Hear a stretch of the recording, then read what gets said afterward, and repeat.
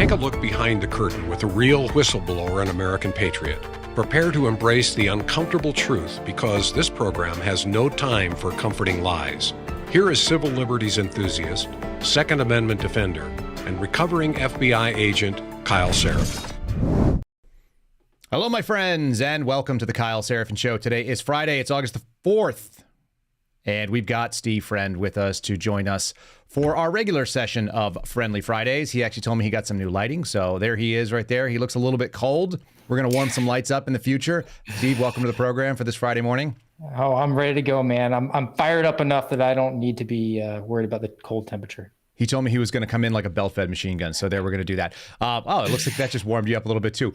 Ladies and gentlemen, we're going to do a little story time with Steve. I'm going to see if he wants to buy the movie that I am selling, the movie that we've all been living for the last 8 years, but we're going to break that thing down. I just feel like how crazy it has been should be put into one short narrative. It's actually a trilogy. It's a Hollywood trilogy that you all are going to love. But before we do any of that stuff, let me go ahead and say thanks to my friends over at Catholic Vote. Go ahead and check them out at catholicvote.org. Very easy. Sign up for the loop. Again, we're actually going to do a couple stories out of the loop today. I checked into it and I was like, oh yeah, this is a cogent narrative that makes sense in my mind. You just put in your email address and your zip code. Very easy. catholicvote.org. You don't have to be Catholic. You just have to love America, like faith, family, and freedom, the things that they stand for. And if you do, you'll get that email about 5 o'clock in the morning if you live Central Time in Texas like I do. And you can check them out and figure out what is going on with the day before you join us for the Kyle Seraphin Show. You may already know the stories, but you won't know our take on it, or it'll be stuff that we don't cover, which is all pretty useful. They just crossed over 500,000 subscribers to that email list, so you can be the next second 500,000, moving towards the first million that they put in there if you want to do that. So do that. And then we'll also say quick thanks over to Patriot Coolers. Jump on here. I've been highlighting this one because this is what the stuff that I sent over to Ryan. He's going to get one of the cups that is for the Patriots, First Responders, and Veterans series. You can find they've got a Thin Blue Line series. They've got an EMS flag in there. They got the firefighter with the axe. All really good looking etched stuff. These are laser etched on there, and they're nice full color graphics. If you want to get something as a gift for someone you love that's in the law enforcement field, I'll tell you one thing we all need if you're out there in the field doing law enforcement, first responder. If you're in the military, you need a cold beverage or a hot beverage. You need to keep your cup of coffee staying where it was, or you need your smoothie to stay nice and cool if that's your liquid lunch. And here's mine right here. This is my Patriot Cooler. Check them out. Use promo code Kyle, K-Y-L-E. If you click through the link on the bottom, it'll actually auto-populate it for you. K-Y-L-E is the promo code that gets you 10% off, and it'll get you free shipping if you spend more than $50. I see that Ryan's clicked on our little like, subscribe, and notify yourself. Folks, if you have not subscribed to our Rumble channel, please do that on Rumble and boost up our numbers there. But more importantly, you'll know when we go live, and you will be part of our live chat, which is where it is already bumping right now. We've got our moderator, Eric Jason. Big thank you to Eric Jason, for keeping track of these people. He's always the first guy in the chat every morning. I feel like he's the guy that turns on the lights. Great guy. And a bunch of you now, there's 11 of you that are now monthly subscribers to our channel and supporting us. So that is awesome. We do really appreciate it. Scroll down and give us that like button. And let's dive into it. Steve, are you ready for story time? Hey, man, I'm going to pretend I'm a Rotten Tomatoes critic, and let's do this. Okay, here's the movie, all right? There's a man, he's an American, and he's kind of a progressive leftist. He's always been kind of a playboy. He runs around, he's a billionaire, he's a business person, he sits on golden toilets, he marries beautiful women, and he flies around in a private jet, okay? And everyone kind of thinks this guy, he's fun, he's interesting, Hollywood loves him, he's great for a laugh, he has his own television show. And he's been saying for about 30 years that he might run for president, going back all the way to the 80s, but he never run. And then, in 2015, this man says, I'm going to run for president as a conservative, even though he's not really a conservative, but he is a businessman and he loves the American sort of way of life, and it built up his brand. So he decides to run as a conservative, and he chooses the exact wrong time because the most hated woman in America is also running under his old platform. And so when he decides to do that, the entire apparatus gets together. The media, they're outraged. This is her time. She's about to be, coronated queen. And all the other people in this country that are on the left look over and they say, how dare he? He's betrayed us. So they are furious, right? And so this is all part one. This is the prologue.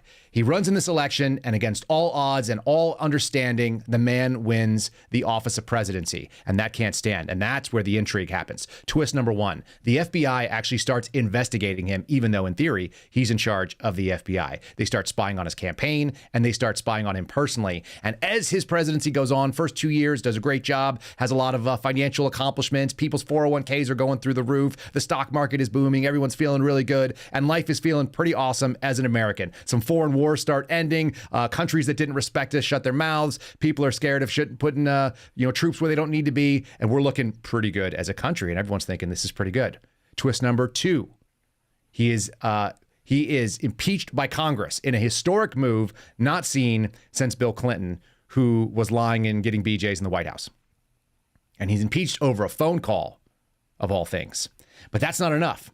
Then there's a Chinese bioweapon that's released because he's going to run for re-election. And the Chinese bioweapon was funded by American tax dollars. And so that thing comes out, and this bioweapon goes and kills a bunch of old people and fat people and sick people and disrupts the government and shuts down the entire economy. And so we have this man who's done a pretty decent job, who is now catching this horrible rap for having a bad economy, even though it was good just a few seconds ago, because all these advisors who are on the other team have all advised him that he should shut down America, the entire country. Never before done. And then they impeach him again. There's another election, and there's a fake insurrection that is run by a bunch of government operatives and people that were inspired, don't know what's going on, and he doesn't win re-election despite having the most number of votes ever gotten by someone sitting in office. All right, are you following our movie so far? Tracking okay. Right along. Now, I think we've moved into part 2 of this movie. This is obviously like a trilogy. This is like a Lord of the Rings type saga, right? And so now this guy's out of office, and he, in theory, could be done with everything. He could walk away and he could enjoy his golden years. But no, he gets back into the fight. He re-engages like Gandalf coming back in at the end of the Two Towers, riding on the white horse. And he says, I'm going to come back and I still want to fix America. I still want it to do what we were going to do the first time.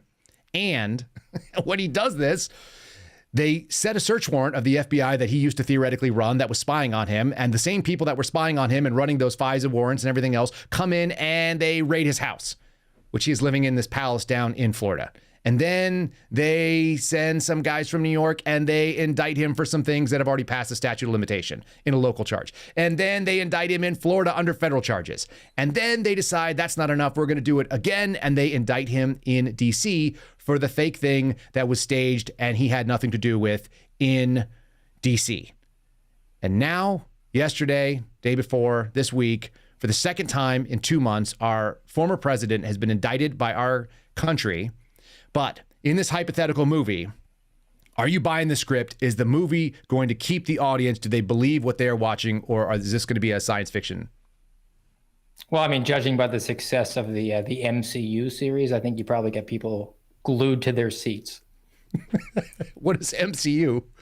The Marvel Cinematic Universe. Come on. Oh, God. I'm not that nerdy. Sorry, I don't call it by the cool guy acronym. Yes. Okay. So this is a Marvel superhero type fantasy that we're watching, and we're all living it. How in the world did we get stuck in this simulation? I said something on Twitter the other day. Tell me what you think.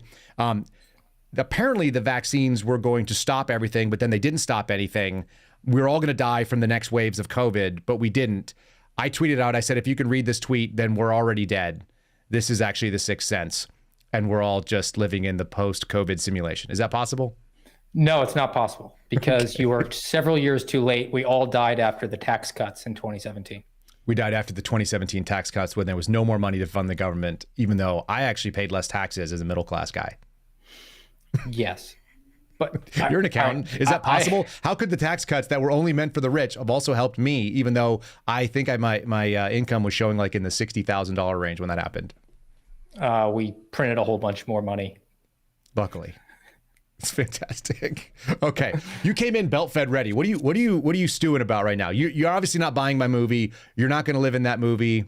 That's fantasy world. That's Marvel. So what's getting you chomped up here? How in the world did we end up here this week? By the way, this is the dumbest week on record. Because everybody wants a show. It's so gross. I'm so over this. And I hate everything and everybody that's involved with this. By the way, you name your movie should be like Cheeto Jesus Saves or the Covfefe, something like that. The Covfefe saga. Yeah, no, yes. It's a 3-part Covfefe saga. What do you think, Ryan? Are you buying my movie? Do you want to go watch that movie at all? Do you want to live in that movie? If you got the name Cheeto Jesus in the title, I'm buying it 100%. Cheeto Jesus Saves is actually the first of the Covfefe saga, which is a 3-part series. I love it. Now, Right. so is the made for TV portion of this that doesn't get the cinematic release, but is really like down into the real canon of the comic books that the real nerds know about? Is that doesn't get any attention? Is that the part where the actual population, the actual citizens that, for the populist movement, the ones that have been trapped in a gulag for 2 years, did they get maybe a little bit of attention? Or is the new populism only about the billionaire that we have to lay everything down and talk about how this is it? This is the moment the Rubicon has been crossed. Right. We're going to talk about... Isn't that funny? Because we had a bunch of people that were regular people, like moms from Iowa, who had never been to Washington, D.C., and were walking around inside the red ropes of the Capitol on January 6th. And they're the ones that the Bureau decided to test out their weapon systems on. They were the Alderaan. Isn't that what the one is? Was it, or Endor that they destroyed? And I'm not up on my Star Wars canon. Star Wars? Yeah, I don't know. They blew up the moon with the Ewoks, right? That was the first. They were going to go blow up these moons. They're doing a test run of the Death Star. It was the test run of the Death Star, which is, of course, the main justice and DOJ. The test run was on a bunch of regular people. Yes, and we don't cry for them. We just that's white trash. We don't want to talk about that or think about that. I don't see any politicians crying about them. Yeah, and we started before that. How about we sat there as we watched businesses burn for a year, or before that. That's all in the back saga. That's right. That's in the Netflix only released direct to Netflix version. Yeah, clearly. How about the conspiracy against rights, like your right to open a business up or breathe the free air? How about your right to communicate with each other without having the FBI spy on it? And then when they did spy on it and break the First Amendment and involve breaks of the Fourth Amendment because they were getting involved in protected activity and the search and seizure without a warrant, they really needed to, though, because they wanted to. And they only broke the law like a couple 100,000 times. So, I mean, shouldn't we just let them still have that tool? But now our great heroes of the Republic, the Republican Party in Congress, is going to come to save the day over this. This is the Rubicon has been crossed for, I've heard it. This is the 666th time they've crossed the Rubicon, but we're going to go after it this time. But the Rubicon doesn't even have a toll. It doesn't even have a toll gate on it anymore. It's just, you can just pass back and forth on it at this point. They're running like they can run tanks over it. That's how big the bridge is over the Rubicon at this point. Yeah, I mean, and you can take it out of the Marvel and the Lord of the Rings and the Star Wars. Let's put it Roman into Empire. something completely different. I was talking to you about yesterday. Real world example, the Palestinian-Israeli conflict, if you will, rivalry that we have. And Benjamin Netanyahu has said, if the Palestinians put down their weapons, there would be peace. If the Israelis put down their weapons, there would be no Israel. Correct. Right? Yep. Well, the reason he's right is being demonstrated here, where the Democrats don't put down their weapons, and we have what we currently have because the Republicans preemptively put down all their weapons and don't step up, and they just roll over and say, we can't have a tit for tat. We're so excited that you elected us to not use our power. You know what? I'm going to keep you on for the episode if I can hold on to you. And I want to bring up one of these articles that we put up there. So will you bring up topic number 4, my friend Ryan? If you could pull topic number 4 up, we're going to do a quick grab into this, and then I'm going to have you reflect. This I'm skipping around in what I prepared for the show, but this is an article from The Hill. It says Democrats press McCarthy for a vote on gun reform as soon as possible. This was released yesterday by a guy named Michael, who spells it with a Y in the middle of his name. There's supposed to be an I there, but he doesn't do it. Michael Schnell released this yesterday morning. More than 100 Democrats are calling on Speaker Kevin McCarthy, Republican of California, who many of us have a lot of problems with and has not been the guy that they said he was going to be, to schedule votes on a gun violence prevention legislation, the latest push by members of the members of the minority to spark action on gun reform. And in their open letter, they said that they need to bring this firearm-related measure to the floor as soon as possible, right? Lawmakers have laid out new standing requests that if the leadership is ever forced to change a vote schedule or cancel votes altogether, which happened last week, then they would fill in the open time by considering gun violence prevention legislation instead of scrapping votes altogether. They just want to take that time and be the most valuable for the American people. And here's what it says. We are disappointed that Republican leadership canceled votes in July with so many pressing issues facing our country. Foremost amongst those is the gun violence crisis that is the leading cause of death for children in America. lawmaker said in this thing. Okay, we're going to move forward because this is the Moms Day in action. There have been more than 400 mass shootings that have occurred this year, most of them apparently in urban areas. So anyway, that is what we're looking at with what you're just saying right there. If this is the literally lay down the weapons thing, I'll just kind of let you reflect on that for a moment, if you would. The idea that they want to disarm the American public so aggressively, even though they're the minority, they're going to try to shame McCarthy into it, apparently. Yeah, and he'll even just say, well, I'll have the optics of I'll vote down so that way my voters will know that I'm pro Second Amendment, and I'm just going to waste time. You know what he should do is say, no. You know what? My plan is you bleed now. I'm actually going to step up for the people that put us in here in this red trickle that occurred last year during the 2022 midterms, and push forward things that we actually need to happen. So we're going to go through the appropriations process and defund the entire Department of Justice because it's not doing anything anyway. And if you guys are going to continue with these political persecutions, that's not going to happen. Well, why are we even funding a border patrol? They're just flying the folks across the border now and facilitating them moving into the interior. So you want to get nuts, let's get nuts. I'm so sick of this because this rollover, we have to be the adults in the room. Well, this is no different than a metaphorical for all you censors out there, gunfight, okay? One side, the Democrats, brings their 6 shooters. The other side, the Republicans, brings a letter from mommy that says you can't use a gun on me. We'll see how that works out. What do you think? We'll see how that works out. It's just a recognition of what the battlefield conditions are. It's not optimal. It's suboptimal. I wish we lived in a society where everybody could get along. But unfortunately, half the country, or at least half of the political spectrum here, has embraced this ideology of that which not is required is banned. And we'll take it back to sci-fi. The Borg does not stay on deck 16. You will be assimilated. Resistance is futile. They just have to. That's literally what progressivism is. It's the continued push towards something that is their end goal, regardless of what they're saying with their mouth. We know where they're moving with their feet, right? And so getting rid of guns, the climate change thing, they want to get rid of your cars and your personal freedom, which I think is hilarious because the infrastructure doesn't exist. Plus, I don't know, cobalt mining looks really ugly based on the videos I've seen of it in other countries. It's almost like every single thing has this beautiful veneer. All these dystopian countries, or dystopian movies, you notice that there's always like a beautiful society, and then there's like the reality of it, like the grunge that everyone has to live in. It's District 1, man. District 1 versus the others. It's exactly that, though. But it doesn't matter if you go to what was that series called? Hunger Games, right? Hunger Games. But the Hunger Games was the same thing as The Running Man, which is the same thing as every single dystopian thing that Philip K. Dick wrote going back into the 40s and 50s. You run back there and you look at all these societies, and do androids dream of electric sheep and Blade Runner and all these things. They all have the same thing. Everybody is only able to exist in the beautiful society based on everyone else's miserable suffering, like a little tiny sliver of people. They just did it on a show called Altered Carbon. You ever see that on Netflix? I did. Yeah. It's really good. If you haven't seen Altered Carbon, people, go watch that. It's as interesting as anything else. If it'll make you a anti-transhumanist, if you think that downloading your consciousness into a machine is a good idea, go watch Altered Carbon. It'll give you a good thing. And it's super entertaining, so that's good too. But here's the kind of the piece on this that I think. The only way that mothers can be people who are productive members of the workforce is that we outsource raising our children to women who are paid not that much money. They have to be paid less than the women who are out there in the workforce earning money. Okay, that's part number one. The second thing is, and the most fun thing for me is that in order to get the beautiful society, most of civilization has to be crushed under the boot. Think about Demolition Man. They're all underneath the dirt. They're living in the sewers and stuff. We actually have people right now that are digging for cobalt by hand, right? They're living and they're digging by hand in African mines in order for you to drive your Tesla. So all these things have to be accomplished on the backs of other people. And in the same way, in order for them to go and build up and go after Donald Trump, they had to go test that mechanism out on a bunch of people that were impoverished in other places.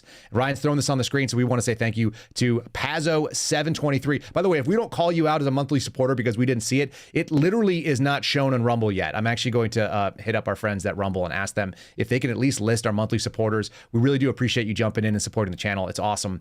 And it's really cool to see some of you knowing that we could do that. We didn't know it was even a thing until a couple days ago. I think Pazzo, you become the number 12 supporter of this channel. So awesome. Really, really appreciate it. But we're dealing with this crazy scenario where you have to build on the backs of either the poor, the middle class, and turn them into a lower class in order to have that upper echelon so that a few people can taste the free air. And I think you know what I'm talking about. Now we're going to have a slew of you.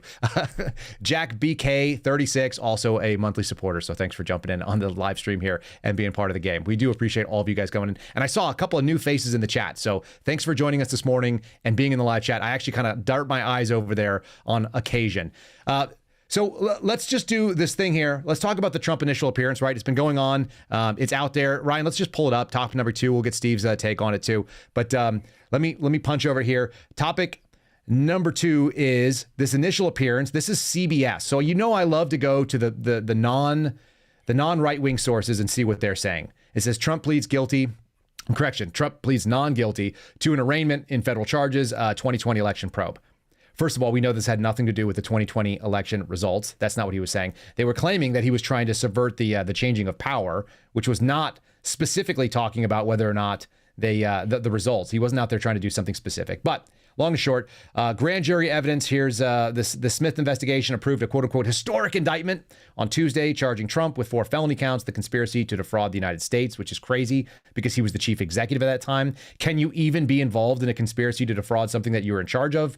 Conspiracy to obstruct an official proceeding when in fact the official proceeding was something that he was overseeing as the executive. Also weird. Obstruction of an attempt to obstruct an official proceeding. So this is the same thing. The conspiracy to do something and then the actual doing of something. I love that. Double charge. And then the conspiracy against rights, which is that 241 charge, the same thing that Douglas Mackey faced over memes under this Justice Department. They always try it out on somebody small and then they come after it. So flipping back over to you, Steve, what is this just the parallel? Is this the move that we're going to see? The DOJ tries it on somebody small and then they go after some bigger fish?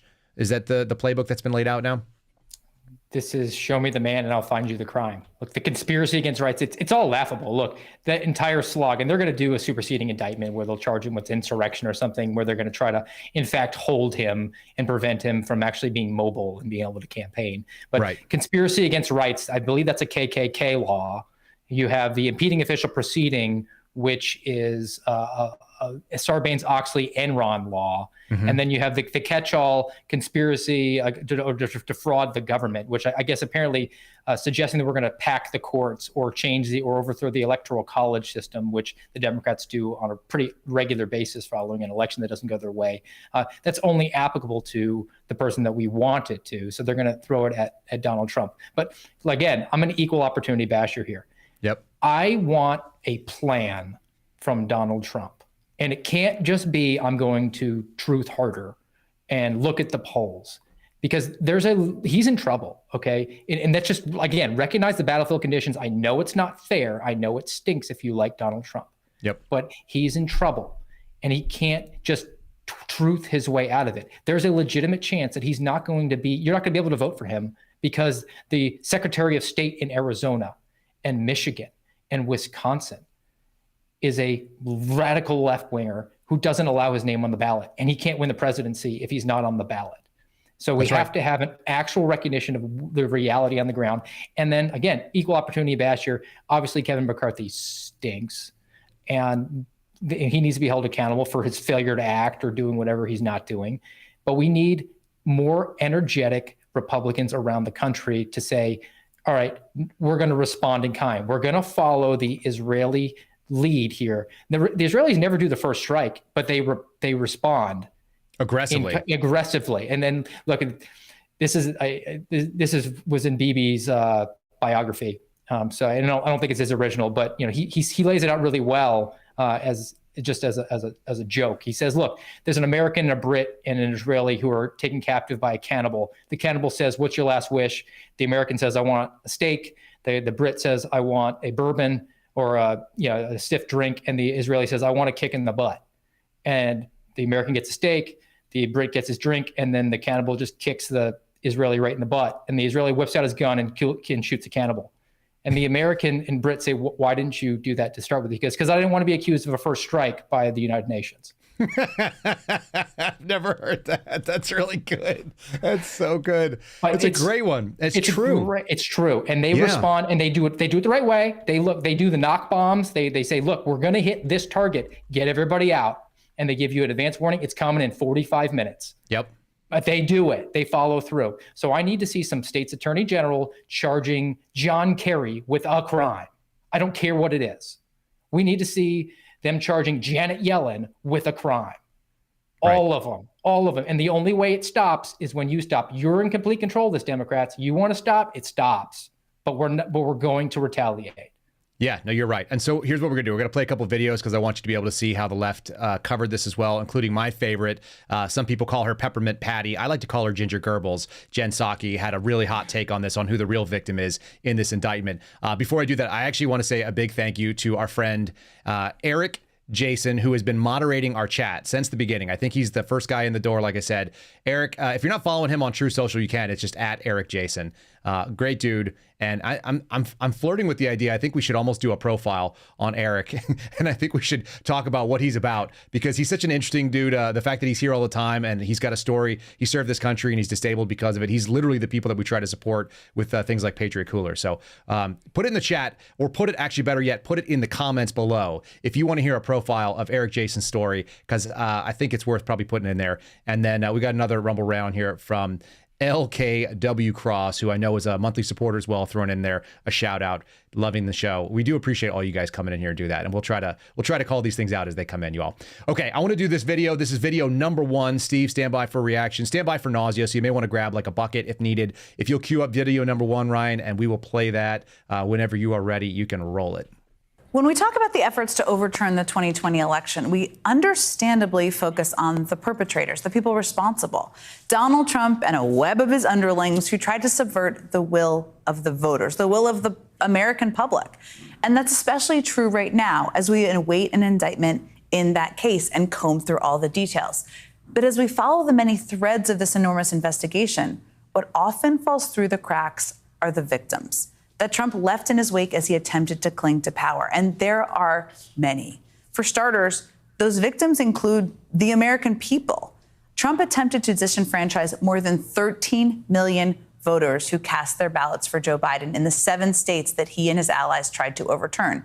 Had that effort succeeded, even in part, Trump would have essentially invalidated the 81 million votes Biden received across the country, which, by the way, is more than any candidate had ever received in American history.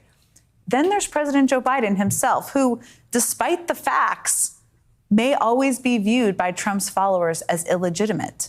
According to a monmouth poll conducted in May, 68% of Americans do not think, Republican Americans do not think that Joe Biden is legitimate. That's a shocker to me. And I'm going to tell you why. If you'll queue up video number 2, Ryan, I'm going to have like a double header here. I want you guys to see this. I want to run this video 2 times through, if you would. Roll it once, roll it twice. If you're watching on the Rumble channel, you'll see it. If you're listening to the audio afterwards, I'm going to describe it right after. So just hold tight. There's a little bit of dead air because we have to actually see the theatrical production that goes into this. So roll that video number 2, if you would, and once again, grab your bucket.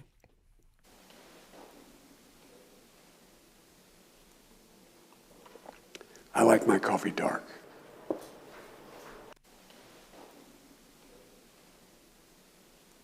Second time through. I like my coffee dark.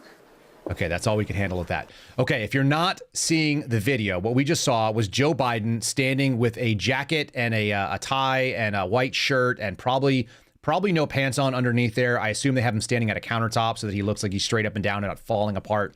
And he's drinking out of a coffee mug that they are selling for $32. That's how much that coffee mug, that's a fundraising coffee mug, has a presidential seal on the bottom of it. And it has this like screen printed picture of him in the same exact suit with the laser eyes 2024, which is the so-called Dark Brandon meme. And the idea being, just turn that off, Ryan, before I vomit. It's the Dark Brandon meme, which is to say that Joe Biden is actually like a secret, real tough guy. He's like super bad. He's going to go after all the bad Republicans. And he's delivering that line. You heard it. Do you have any reaction? This was trending yesterday on Twitter with like 20,000 tweets about it. So people are seeing this video a lot. Yeah, I mean, obviously the left can't meme. They can't troll well at all. But the overall reference here, I think, was strongest about his speech in front of Independence Hall. That's when Dark Brandon really came to fruition in front of the red lights that were lit up. And in that speech was when he said, if you vote Republican, you're an anti-government extremist and you're a white supremacist. He labeled half the country as terrorists. So let's not meme our way to a $32 donation here and then expect people to accept his legitimacy of the leader of the country when he very clearly doesn't want to represent 75 million people who voted for his political rival in the last election. Yeah, we're literally talking about a man who falls over on two-wheeled bicycles with his feet on the ground, right? Like, we're talking about a dude who's not tough, a guy who is who's hit 80 and is a feeble 80 at that. Someone actually showed a thing. This is why I should stay off Twitter, because it's awful. But actually, you've seen the famous picture of Nancy Pelosi where she's at Cannes and she has like the deep, weird cleavage in the bathing suit. My buddy calls that the Maverick. He actually has her in the Top Gun thing with a helmet on at one point. Sent me that. That's actually a really funny meme. But the one that I saw yesterday was Joe Biden's head on that body standing on the beach because he's standing there all kind of floppy. And they said he needs kind of like a man's ear to hold up his floppy body. Like, the guy is not strong, tough, virile, or anything. He's 80 and he's the perfect embodiment of so many of our representatives, and not just the really old ones. But how many people that quote unquote represent us, how many men do you believe have ever been in a physical fight? Have ever had to do anything? I don't believe that Joe Biden's his like, I'm taking behind the gym. Like, dude, I don't think that man has ever been in a fight. I don't think he's ever been hit. He's been in. It's been a felony for anyone to hit him since probably like his 29th birthday. Correct. I mean, they've never had to do anything physically hard or challenging. Or I'm not even saying you got to like go out and cut wood or something like that. Like, have you ever been knocked down by life in a hard way that you had to pull yourself up from? And he would say, well, my son died. I was like, well, you've used that to your political advantage. You use it still today. This last week, they said that the conversations he was having with his son about the obviously pay-for-play schemes that were going on with China and with Ukraine, his son died. His son died. So, he gets a pass on that. And he used the death of his wife, his first wife, to get elected. You know that I didn't know this until recently. When he was sworn into office, he insisted on the picture of him being at his daughter's bedside in the hospital. For the swearing in. Yes, so he could use it as a political prop. Of course. I mean, you want to talk about not having a soul. That is a soulless move. You're correct. That's a good way of describing that. It's truly awful. And you just teed up this topic here. So Ryan, if you'll bring up topic 3, which is another piece from The Hill, this is the takeaways from the Devon Archer. I want you to hear the left talking points on this, right? And so they had Devon Archer, who's gone out there. He did the transcribed testimony the same way that you guys did, except he did it with the oversight committee. They've released the transcript of the closed door meeting. And these are the takeaways that we hear from The Hill, which obviously is on the political left. Takeaway number 1 is Archer is not aware of any wrongdoing by the president. I'm just reading the top line pieces of it. He acknowledged that he had no knowledge of whether Biden ever altered U.S. policy. Okay. He says that he's not aware of any of the bribes that went to the Bidens.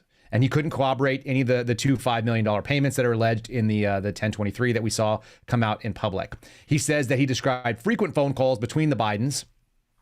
So that's the only thing. That's number 3, by the way. That's like 12 scrolls down. And he recalled maybe 20 times that Hunter Biden made it apparent to his investors that he spoke to his dad or that they talked about these things or placed him on speakerphone. He describes the Biden brand as being sort of adding a lot of value because of the name, but it wasn't Joe Biden directly. That's what they're going out. And then he talked about a couple of dinners at Cafe Milano, where they were specifically talking to big money investors in Rosemont Seneca Bohai, which was that company. That's it. Those are the supposed takeaways that we're supposed to hear, that we're supposed to believe are this bombshell testimony. And then magically the next day, Trump is indicted on federal charges in Washington, D.C., of which he is almost certain to be convicted of if he went to court. Yeah, the Biden brand is not necessarily Joe. No, I wanted Dr. Jill and her degree in community college. Like that's what really the value is there, because she's obviously a super qualified doctor. Like if you were to have somebody have a medical problem on an airplane, and she would be the one you'd want to be doing mouth-to-mouth resuscitation. Right, she's the doctor of education, obviously a not quite physician and unable to heal herself, despite the fact that we have this ancient guy out there clamping down on this dark Brandon idea, which I don't know who told him that was tough, but like the fact that he even seized on it, it was a joke against him. And then of course the right takes it and shows pictures and says, hey, Ashley, it's shower time and a bunch of other things. So it's this back and forth messaging battle that they've tried to own. That was my tweet the other day at some guy. They tried to take the Let's Go Brandon originally and make it, I guess it was, people were saying Brandon sucks. Right. And so that's what Dark Brandon is, obviously. So Brandon was the name that they were joking, the Let's Go Brandon piece, and now he's embraced it as Dark Brandon. So it's not just his alter ego because he's a tard, it's his alter ego because he's really tough. He will never ever overcome that phone call from the guy on, what was it, Christmas, who said, "Let's go, Brandon." He goes, he said, "Let's go, Brandon." He said, "Yeah, I agree." And honestly, I think that's the T-shirt that people should be wearing, is the "Let's go, Brandon," Joe Biden, December 24th, 2021, right? Yes. Yes. I mean, because anybody who has a problem with you saying that in your workplace, you're like, I'm just quoting the sitting president of the United States about something that he agrees with. He said, "Let's go, Brandon." I agree. It very clearly bothers them, and that's why. I mean, and it's the ultimate troll, because "Let's go, Brandon" was a way for people to say something far more profane. Yes. It was family friendly way of getting rid of the F-bomb. And you know what? Mike Rowe actually had a real interesting point on that as well. And I'm going to share this with you because I think it actually says more about it. He said what "Let's go, Brandon" really means, what the real ultimate understanding of that phrase is. It's not just the FJB kind of thing that everyone kind of believes. It also is an acknowledgement that the media is lying to your face. Yeah. And so it's a resistance, and it's a lampooning of the mainstream media that we're quoting here with the Jen Psaki types and the Hill talking about how there was no takeaways from this particular transcript and giving you the cherry-coated high wave tops. It's just them saying, "We don't trust you at all, and we know you lied to us because we saw you do it right then," like so many things that happened in 2020 and 21, fiery but mostly peaceful. That's the same statement as "Let's go, Brandon." It's the same brand. A perfect, right? It's like, we know that you're peeing on our leg and telling us it's raining, and we know that this is a way to bother you by saying it, so we're just going to say, "Let's go, Brandon." And side note of Mike is it Rowe, upsetting that Ryan just has all these clips of Joe being weird that are just like at his fingertips? Because I didn't ask him to cue any of these up, but he's just got them. They're everywhere. He's struggling to keep up with Barack Obama jogging there, by the way, and that's got to be 10, 12 years ago. I mean, but that was right around the time where he made, my son loves to do Joe Biden impressions.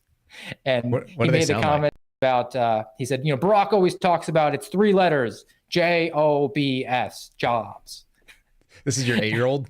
Yes. He does Biden impressions on I request. got hairy legs that turn blonde in the sun. And the kids used to come up and reach in the pool. Like, how did this awkward man... How did this awkward man get elected? He's such an empty vessel. And this is the other thing. It's like, as part of my story, right? As part of the story that we were pitching to you, the sitting president gets more votes than have ever been gotten by any sitting president in history. And every sitting president that got the most votes like that has always been reelected. Okay? And he didn't get elected because the other guy got 10% more. I guess that's the 10% for the big guy that they just rolled in. I have no faith in any of this stuff. People go like, "Oh, do you think the election was stolen?" It's like, it was obviously stolen, whether they did it manually or whether they did it with media messaging. The in-kind donations that were being done by CNN and MSNBC and the Orange Man bad and Cheeto Jesus is the devil. Like, all of that stuff was happening for, like, we cannot discount it. And then they went out and started locking up the supporters of the guy, after it all happened. To prove that they weren't the bad guy, they became the bad guy. Because Hitler, you have to, or I guess as the good Reverend that actually knocked me out of breath. I've got Al Sharpton. You want to hear Al Sharpton? Because we've got a video. This is my favorite thing ever. If he ever asks for an interview, it's a yes. I'll miss the birth of a child if I get to talk to this man. Al Sharpton. Okay. Yeah. So this is video clip number 5. These are the people that are out there that are trying to opine for the left, and they're listening to it, and they have mainstream media representation. If you'll play cut 5. One day, our children's children will read American history. And can you imagine our reading that James Madison or Thomas Jefferson tried to overthrow the government so they could stay in power? That's what we're looking at. We're looking at American history. Can you play that one more time? Because that was as dumb as anybody can process, but they're going to need to hear it twice, I think. Just one more. One day, our children's children will read American history. And can you imagine our reading that James Madison or Thomas Jefferson tried to overthrow the government so they could stay in power? That's what we're... Can you imagine if James Madison or Thomas Jefferson had tried to overthrow the government? Can you imagine anything to that effect, Steve Friend? A man who knows a little bit of history? I live in Florida where we don't teach CRT, so I think all the kids here will be able to read all about it. And how about, look, obviously it's a horrible cell phone by a very, very ignorant man. But those 2 names specifically, one being responsible for the Declaration and the other one being primarily responsible for the Constitution. Like, he didn't say John Adams or George Washington. No, those are the only 2 names he could think of, and they were 2 people who literally overthrew the government. And one of them put their name on it. Okay, they threw the government that the British were running, right? Because that's what the Declaration of Independence did. Then we entered into the Articles of Confederation, the first constitution that governed the United States, and then they overthrew with another one that they had no right to do. Yes. Yes. Those Both are of these men authors. put their names. They were the authors of overthrowing the government.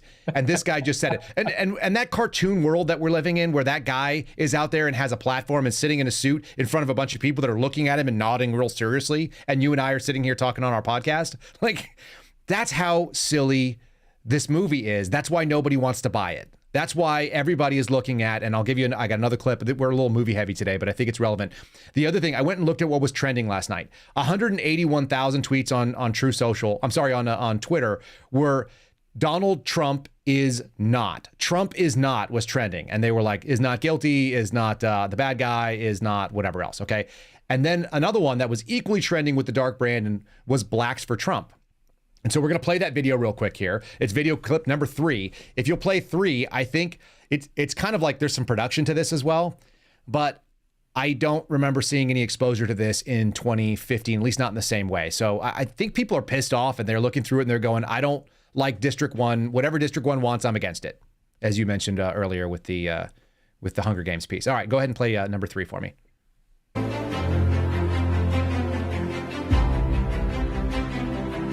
The Democratic Party, I've been a Democrat for years before my transition, before my awakening into the Republican Party. It's all lies. They're lying to themselves. They don't even know who they are. The Democrat Party, they're devilish, they're crazy, they're sick people, and they need help. And all I can do is pray for them. That's it. I don't spread hate, I spread love. I mean, come on. People are realizing, because when you go to these Democratic cities, they're trash, right? And then what do people do? They move to red cities and try to make them trash. Sooner or later, people are going to realize what's going on.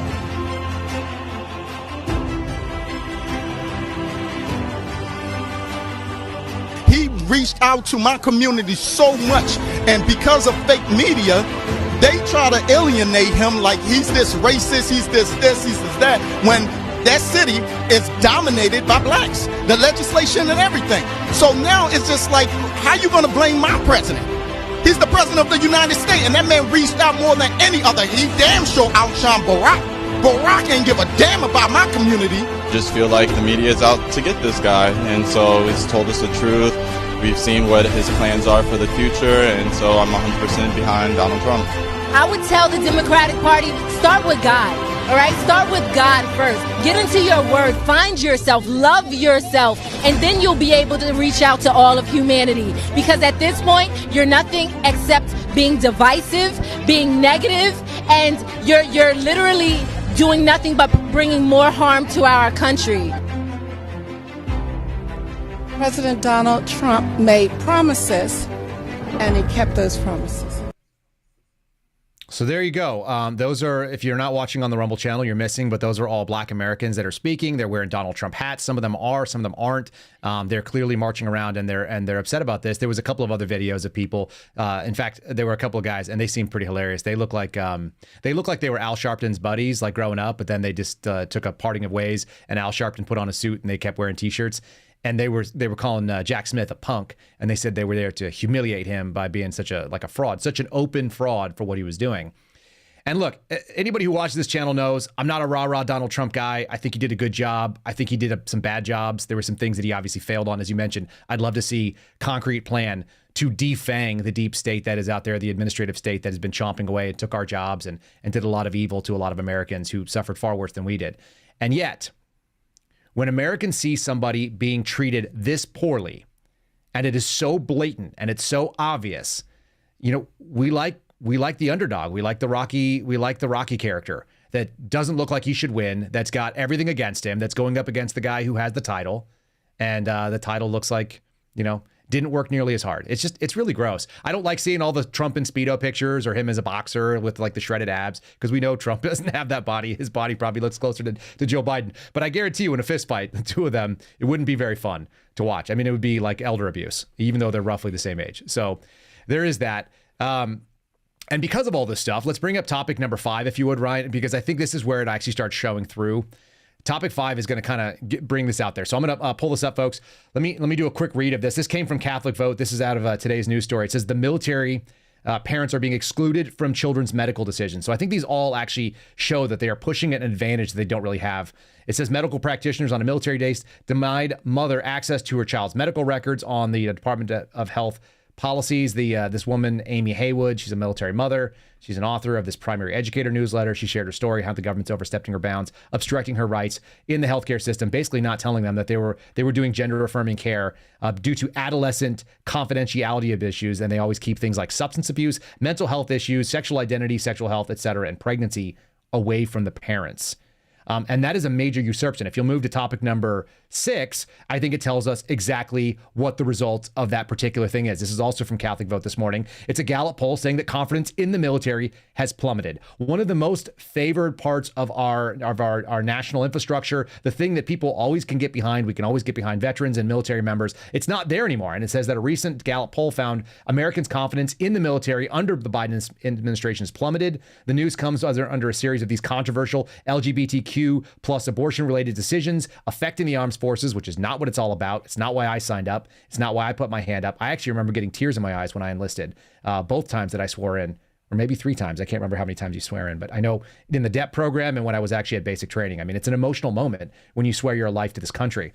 And same thing with the FBI, by the way. I'm sure you had the same experience, Steve. It says it showed that the current average of confidence in the military is only at 60%. That's 6 out of 10. That means 4 out of 10 people are not into it. And it used to be more than 70% only a year ago. This is the newest low since 1997. Okay. And the worst that it's ever been was right after the Iran hostage situation, the Iran-Contra situation, when only 50% of the Americans described themselves as confident. That was in 1981 in the midst of the Cold War. That was when I was born. So this is the second worst that it's been, basically, and the worst that it's been in my adult life. Just want to put that out there as a thing. This is what happens when you try to undermine the actual institutions that are there, that are not supposed to be political and be involved. And it sounds like we've got over 700 people in the chat right now that are rocking and rolling. So folks, if you have not given us a like, we really would appreciate it if you scroll down there and hit that thumbs up until it turns green. Put this vet ranking up there. Steve, what are the other institutions that are being undermined? Because I know the military is not the only one. Well, I think we can both speak to the DOJ and the What about FBI. law enforcement in general, though, you think? Yeah, I mean, I think you guys highlighted this with George and Garrett the other day. We were talking about that incident that happened recently in Wisconsin, where they were going and arresting the individuals that were out there speaking and reading from their Bible at a drag show, and the fact that they were almost gleeful in doing it, and the fine line that traditionally law enforcement guys have walked very well and very effectively, and that is the broken pains policing, where you have to enforce these small offenses, but prevent yourself from overstepping that bound and actually intruding on individuals' rights. And now they're just going along with the demands of whoever's calling the shots, I guess, at the top of it, because they want to keep their jobs, and they're deluding themselves in the belief that I'm just following orders as an acceptable answer. And that's law enforcement in general. And that's all across the board, though. Like, you just generally representing, I was talking about at a state level, like our state representatives need to go there and be active and actually protect our states and our communities from an out of control government. I'm going down to Collier County here in a couple of weeks to speak, because that county drafted a measure, a Bill of Rights defense measure that said none of our resources can be used to violate your Bill of Rights rights, and it was struck down by their county. Yikes. And they primaried those guys and got them off, and got good guys elected. And now they're going to present it again, because they want their county to be fortified against any sort of overreach from a nefarious outside actor from the federal government. In kind of a short order, the difference between federal law enforcement and state law enforcement, I know you've served in both of those capacities. We used to always have the belief that if they told the federal government to go round up your guns, or they told the state to go round up your guns, like there'd be a lot of cops that say no. Based on what we've been seeing, based on sort of the trend and some of these videos and what we've seen with our colleagues, what are your thoughts on that sort of scenario, both, like I say, federal and local?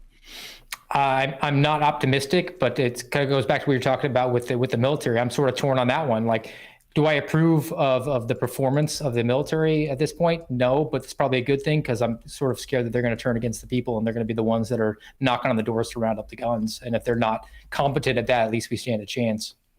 Yeah, well, there's that. And then, We want to back the badge. We want to back the blue. I know you wrote a book about your experience with both, and there's plenty of honorable people. I feel like a lot of people have also retired, and they've also been given an opportunity to do the right thing, and they shut down churches and they shut down street preachers. And, local law enforcement, you got to police yourselves. If you want to earn the good guy title, you got to go out there and earn it every day. And that means you do not let your colleagues do something wrong. Those are not police. Those are thugs, and they're doing thuggery on behalf of a government that doesn't belong there. So this should be a warning to all of us, especially those of us who are carrying a badge, who go out there armed citizens, that you got to be ready for it. Ryan had a little special treat for us. It's a video that I haven't seen, so he wanted to put that in. Ryan, if you want to bring that up and cue up whatever it was that you wanted to share with the audience, and then we're going to probably shut this sucker down for a Friday going into this weekend. General George Washington's soldiers were freezing cold, fighting for independence against tyranny, domination, and control. It was their moment to stand up and fight for freedom. To many, January 6th is such a moment. Oh, weird. The battle for the White House is now a full-fledged struggle for the survival of this constitutional republic. We, the people, are in control of the United States, and we will take our rights back. 74 million Americans are not going to shut up. This is about taking a stand where you can take a stand. We need to fight back.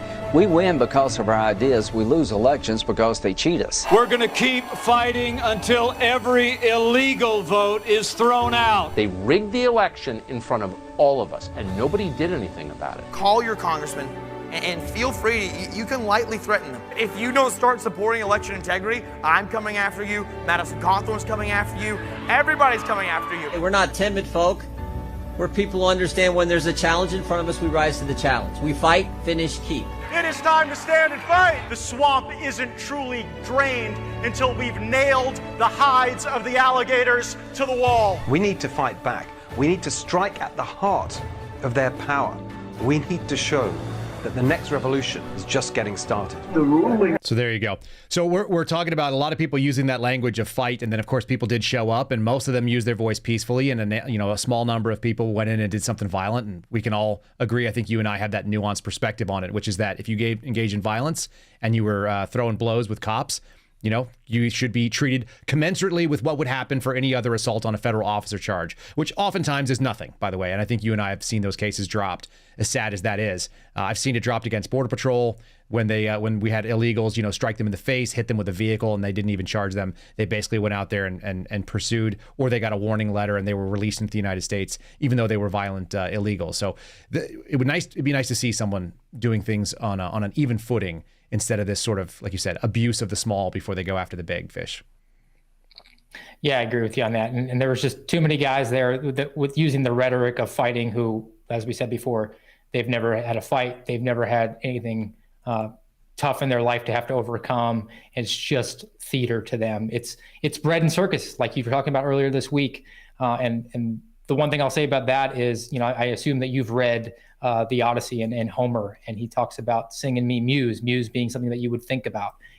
Well, amusement is the opposite of muse, and that's what we're being thrown. That's why we have asymmetrical and amoral, because it's the opposite of that meaning. But we're being thrown amusement. We're too much of the show and not the actual substance, because this is going to be really hard. It's going to require a lot of sacrifice, and people are going to have to give up a lot of their comfort. But America's not a leisure pursuit here.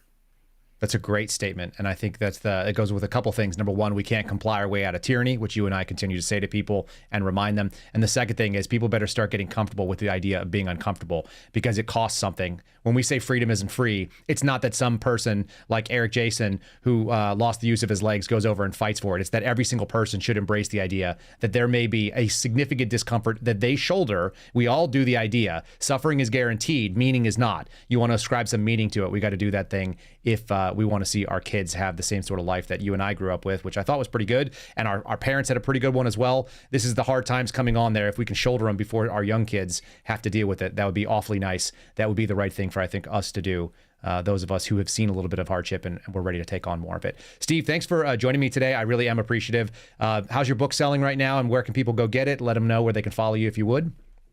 Yeah, you can find me on Twitter at real Steve Friend, truth at real_Steve Friend. The book is pinned to the top of both profiles, or you can go to Amazon and get a copy, or Barnes & Noble. It's called True Blue, My Journey from Beat Cop to Suspended FBI Whistleblower.